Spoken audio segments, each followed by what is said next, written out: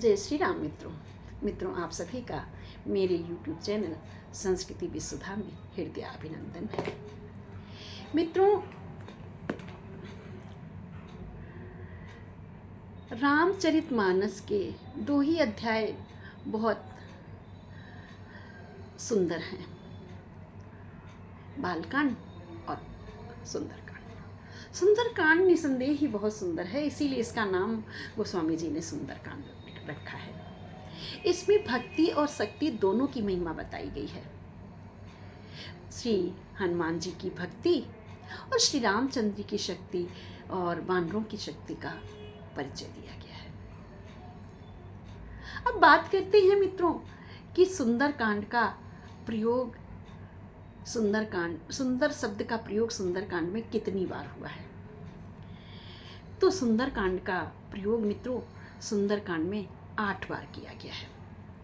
सबसे पहले सुंदरकांड का प्रयोग सबसे प्रारंभ में ही, जब वानर सेना सीता मैया का पता लगाने जा रही थी, जिस समय पता लगाने जा रही थी तो वहीं पर है एक चौपाई, सिंधु तीरे के भूधर सुंदर कौतुक कूद चढ़्यूं ताऊ पर। वहाँ पर है भूधर सुंदर, है ना। सिंधु के किनारे एक बहुत विशाल पर्वत था और कौतुक बस हनुमान जी उस पर कूद कर चढ़ जाते हैं। तो पहली बार आरंभ में सुंदर शब्द का प्रयोग इस समय किया है। दूसरी बार सुंदर शब्द का प्रयोग उस समय किया गया है जिस समय हनुमान जी लंका में पहुंच गए हैं। लंका इतनी सुंदर है कि उसका वर्णन किया है कैसे, कनक कोटि विचित्र मन कृत सुंदरायत ना घना चहुहट हट सुभट बीथी चारुपुरी बहुविधि बना। कनक कोटि विचित्र मन कृत सुंदरायत ना घना। जो महल है वो कनक से बना हुआ है, मणियों से उसमें मणियाँ लगी हैं, विभिन्न प्रकार की मणियों से बना हुआ लंका नगर, लंका नगरी इतनी सुंदर है कि उसकी शोभा का वर्णन नहीं किया जा सकता है। तो दूसरी बार यहाँ प्रयोग किया है। अब मित्रों जानते हैं तीसरी बार कहाँ प्रयोग किया गया है। तो तीसरी बार सुंदर शब्द का प्रयोग माता जानकी ने किया है। जब रावण उनसे पूछता है तो माता जानकी उत्तर देती हैं अशोक वाटिका में, श्याम सरोज दाम सब सुंदर प्रभु भुजि कर सम दस कंधर। माता ने कहा है कि प्रभु जो हैं वो नील वर्ण के कमल के समान हैं। श्याम सरोज दाम सम सुंदर, नील वर्ण के सरोज के समान हैं, कमल के समान हैं। हे और उनकी भुजाएं जो हैं वो अत्यंत विशाल हैं। हे दशकंध सुनो, तुम उनके समक्ष कुछ भी नहीं हो। तो तीसरी बार यहाँ पर प्रयोग किया गया है। मित्रों चौथी बार जब कहाँ पर किया गया है सुंदर शब्द का प्रयोग, उस समय किया गया है जब हनुमान जी ने रामचंद्र की मुद्रिका माँ जानकी के सम्मुख फेंक दी है।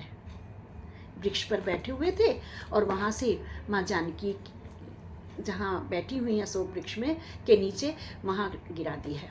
तो वहाँ पर किया है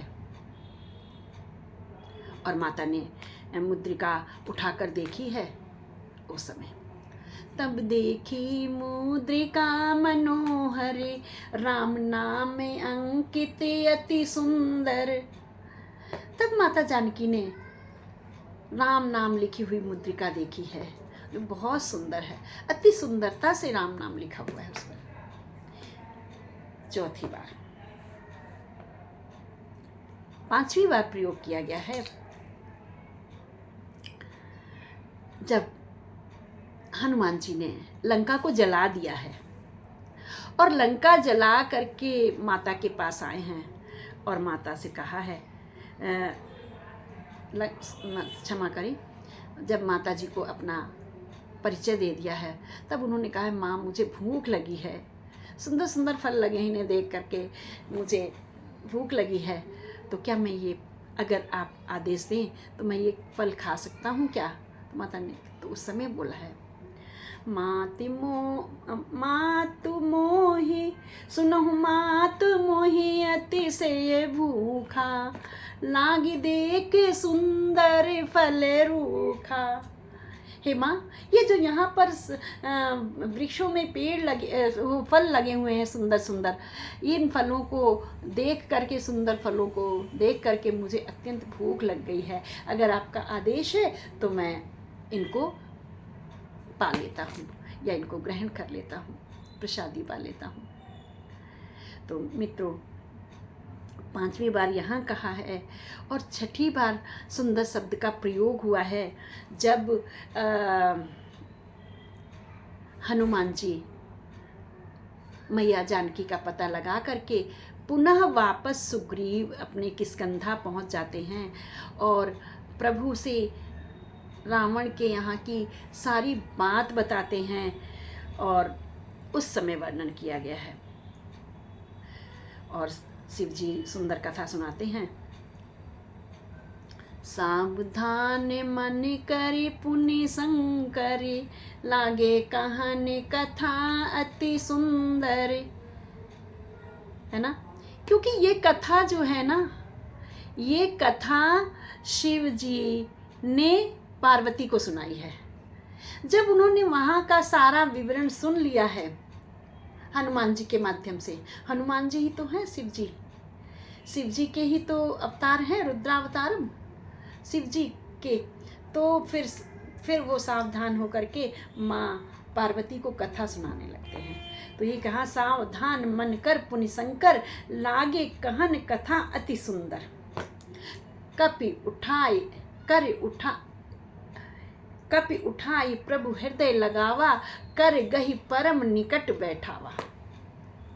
और उसी समय प्रभु ने, हनुमान जी नीचे बैठे हुए हैं, तो प्रभु ने मेरे उनको उठाया है और उनका हाथ पकड़ करके अपने पास में बिठा लिया है, कर गही परम निकट बैठावा। तो मित्रों, 6ठी बार यहाँ प्रयुक्त हुआ है, सावधान मन कर पुनि शंकर, लागे कहन कथा अति सुंदर। मित्रों, 7वीं बार से कहाँ हुआ है? 7वीं बार प्रवेश उस समय, सुंदर शब्द का प्रयोग उस समय हुआ है जिस समय प्रभु श्री राम वानर की सेना लेकर के लंका पर आक्रमण करने के लिए चले हैं। और जब सभी वानर वहाँ से चल पड़े हैं, उस समय सुंदर शब्द का प्रयोग किया गया है। हर श्री राम तब कीन्ह पयाना, सगुन भये शुभ सुंदरी नाना। राम ने हर्षित होकर वहाँ से पयान यानी प्रस्थान किया है और उसी समय बहुत सुंदर सुंदर सगुन होने लगे हैं, बहुत सुंदर सुंदर शुभ संकेत मिलने लगे हैं। मित्रों, सुहागन स्त्री दिखना शुभ संकेत है, गाय का बछड़े को दूध पिलाते हुए दिखना शुभ संकेत है, मोर का नाचना शुभ संकेत है, कोयल की पुकार शुभ संकेत है, ये सारे दूध ले जाते हुए दिखना शुभ संकेत है। ये सारे संकेत दिखने लगे हैं। फूले, नवतर फूले, पल्लव फूले दिखाई देना, ये शुभ संकेत है। हरे भरे पौधे, हरियाली दिखना शुभ संकेत है। तो इस तरह से हरस राम तब कीन पयाना, सगुन भय शुभ सुंदर नाना। मित्रों, 7वीं बार ये था। अब हम देखते हैं कि 8वीं बार प्रयोग कब किया गया है। तो जब श्री रामचंद्र जी ने सागर पार करते हुए करने के लिए जब कहा है और समुद्र से प्रार्थना की है, कई बार उन्होंने विनय की है समुद्र से कि हमें समुद्र पार करा दो, है ना। उस समय जब समुद्र ने बात नहीं मानी है तो नीति संबंधी बात मेरे प्रभु ने बताई है और उन्होंने कहा है, 60 सन विनय कोटि कुटिल सन प्रीति, सहज कृपन सन सुंदर नीति। मेरे प्रभु कहते हैं सट के साथ विनय नहीं करनी चाहिए। जो व्यक्ति मूर्ख है, जिसे अभिमान है, जैसे रावण को अभिमान था, जिसे अपने पद का अभिमान हो जाए, उसके साथ विनय पूर्वक बात नहीं करनी चाहिए। सट सन विनय कुटिल सन प्रीति। और जो कुटिलता करे, आपके मुख में कुछ और बोले, मीठा मीठा बोले और पीछे से आपकी बुराई करे, उसके साथ प्रीत नहीं करनी चाहिए। सट सन विनय कुटिल सन प्रीति, सहज कृपण सन सुंदर नीति। और जो व्यक्ति कृपण हो, कंजूस हो, उसे सुंदर नीति नहीं बतानी चाहिए। इस प्रकार से सुंदरकांड में 8 बार सुंदर शब्द का प्रयोग किया गया है।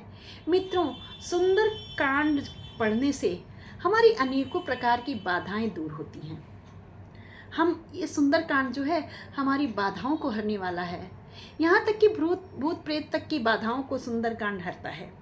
इसीलिए और इसमें युद्ध कैसे करना चाहिए, दूत कैसा होना चाहिए, स्वामी कैसा होना चाहिए, भक्त कैसा होना चाहिए, और अपनी स्वामी के लिए प्रीति कैसी होनी चाहिए, और स्वामी को अपने जो सेवक हैं उनसे प्रीति कैसी होनी चाहिए, इसका वर्णन किया गया है। इसीलिए इसे सुंदरकांड कहा गया है, इसीलिए इसे सबसे सुंदर कहा गया है।